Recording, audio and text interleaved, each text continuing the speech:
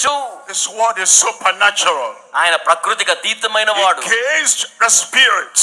ఆయన ఆ యొక్క దురాత్మలతో చెప్తున్నాడు. Against the sickness. ఆ రోగాలు చూస్తున్నాడు. Against the devils. దురాత్మలకు విరుద్ధంగా చూస్తున్నాడు. Against the disease. వ్యాధులకు విరుద్ధంగా చూస్తున్నాడు. It says he cast them out by his word. ఆయన అంటున్నాడు కదా, చెప్పబడిన మాట ప్రకారం తన వాక్కుతో వెళ్ళగొట్టాడు. And he healed all that was sick. ఆయన రోగముతో ఉన్న వారందరినీ స్వస్థపరిచాడు.